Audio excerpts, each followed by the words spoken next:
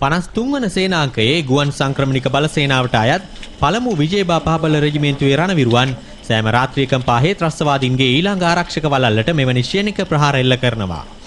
ඒ නවේ මාර්ගයට දකුණින් පිහිටි ත්‍රස්තවාදීන්ගේ ආරක්ෂක වළල්ල අත්පත් කරගත් මෙම රෙජිමේන්තුවේ රණවිරුවන් සිය අත්දැකීම් මෙසේ විස්තර කළා. ජෙට් වලින් මොන්ටරේ වෙලා තිබුණා සතුරාට කරගන්න දෙයක් නැහැ. මේ තව කවුරුහරි ඉන්නවනම් එවන්න කියලා. තුන්වෙනි රැල්ල ආවා. තුන්වෙනි රැල්ලේදී සතුරාගේ ප්‍රබලම හිටපු බ්ලැක් කොටි කියන කණ්ඩායම තමයි ආවේ.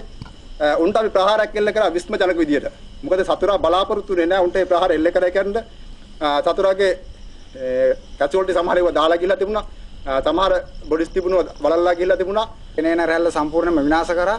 ඊට පස්සේ අපිට සෑහෙන සහයෝගයක් ලබා දුන්නා අපේ මැක් ඉන්ෆැන්ට්‍රි එවැනි දෙවෙනි යාන්ත්‍රික පාබල රෙජිමේන්තුව. එම නිලධාරියා පැවසූ ආකාරයටම කොටි ආරක්ෂක වළල්ල අත්පත් කර ගැනීම සඳහා දෙවන යාන්ත්‍රික පාබල රෙජිමේන්තුවෙන් ලැබුණේ අනබිභවනීය සහායක්.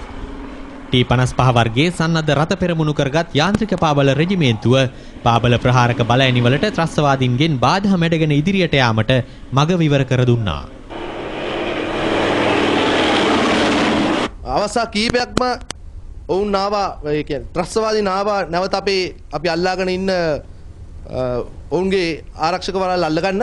නමුත් අපි අවස්ථාවන් ගණනාවකදීම ඒ කියන්නේ විනාඩි 10කට සැරයක් වගේ අවස්ථාවක් තවම ඒ හැම අවස්ථාවකම අපි ගිහිල්ලා 10-15 සතාවක්ම ඉදිරියට ගිහිල්ලා පාබල සොල්දාදුවන්ට අපේ උපරිම සහයෝගය ලබා දුන්නා. ඒ පාබල බලයනි වලට අදි වෙඩි බලයක් මේ සන්නද්ධ රථ තුලින් ලබා දීම තුලින් මම හිතනවා මේ ත්‍රස්තවාදීන්ගේ මේ ඉදිරි ආරක්ෂක වළල්ලේ තිබෙන බංකර් ඉතා විශාල විදිහට විනාශ වුණා අපි දැක්කා.